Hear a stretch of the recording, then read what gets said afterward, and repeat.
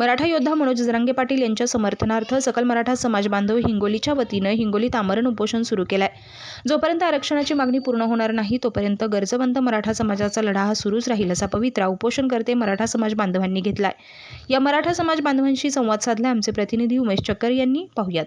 नमस्कार, मी उमेश चक्कर आणि आपण पाहतात प्रवाह नेटवर्क। प्रवाह नेटवर्क या डिजिटल मीडिया प्लॅटफॉर्ममध्ये आपल्या सर्वांचं मनपूर्वक स्वागत आहे। सध्या मराठा आरक्षणाचा जो लढा आहे तो मराठा योद्धा मनोज जरांगे पाटील यांनी आंतरवाली सराटी येथून सुरू केलेला आहे। मागच्या 7 दिवसापासून आंतरवाली सराटी येथे मराठा योद्धा मनोज जरांगे पाटील यांचं आमरण उपोषण सुरू आहे आणि याच गरजवंतांचा लढा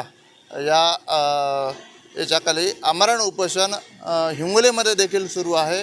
मनोज जरांगे पाटील यांच्या समर्थनार्थ हिंगोलीतल्या या शिवाजी पुतळा या परिसरामध्ये मराठा बांधव आमरण उपोषण करताना पाहायला मिळतात। दादा, काय मागण्या आहेत? कधीपासून तुम्ही आमरण उपोषण करतात? मनोज जरांगे पाटील यांची तब्येत देखील या ठिकाणी खालावल्याचं पाहायला मिळतं आहे। त्याच पद्धतीच्या बातम्या देखील प्रसारित होतात। कशा पद्धतीनं आणि किती दिवसापासून आमरण उपोषण करता, काय माहिती? यामध्ये तुम्ही विचारत आहे की आम्ही उपोषण किती दिवसापासून करतो आहे, त्यापेक्षा आम्हाला आमच्या मनोज जरांगे पाटील यांच्या उपोषणाची काळजी लागलेली आहे। त्यांचं समाजासाठी उपोषण करून हे 6वं उपोषण आहे 1 वर्षभरातलं, आणि तेही अतिशय आता त्याची जी उपोषणाची जी जर हे बघितले आणि त्यांची जर तब्येत बघितली तर ती पाहवत नाही। त्यासाठी अख्खा एकवटलेला समाज आहे आणि ती आमची मागणीच अशी आहे की मराठ्यांना, गरजवंत मराठ्यांना सरसगट OBCमधून आरक्षण आणि तेही घटनेमध्ये टिकणारं 50% आतलं दिलं पाहिजे।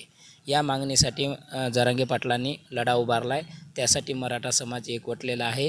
आमचा एकच विषय आहे की आम्ही जे उपोषणाला बसलेले आहोत, सरकार त्यांच्या उपोषणाची दखल घेत नाही आणि त्यांच्या मागणी पूर्ण करत नाही। त्यांचं उपोषण सोडवावं लवकरात लवकर सरकारने। त्यासाठी आम्ही त्यांना पाठिंब्यासाठी समर्थनार्थ उपोषण या ठिकाणी बसलेले आहोत।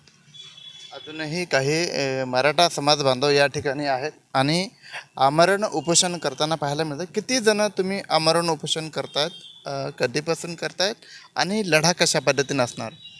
आम्ही या ठिकाणी सकल मराठाच्या माध्यमातून 5 व्यक्ती आमरण उपोषण करतो आहे। आमरण उपोषण यासाठीच करतो आहे, आमचे जे संघर्ष योद्धा जरांगे साहेब आहेत यांचा 7वा दिवस उपोषणाचा आहे आणि वेळोवेळी त्यांनी आमरण उपोषण केलेले आहे। त्यांची प्रकृती मुळातच अशक्त बनलेली आहे, त्याच्यात त्यांचा 7वा दिवस आहे।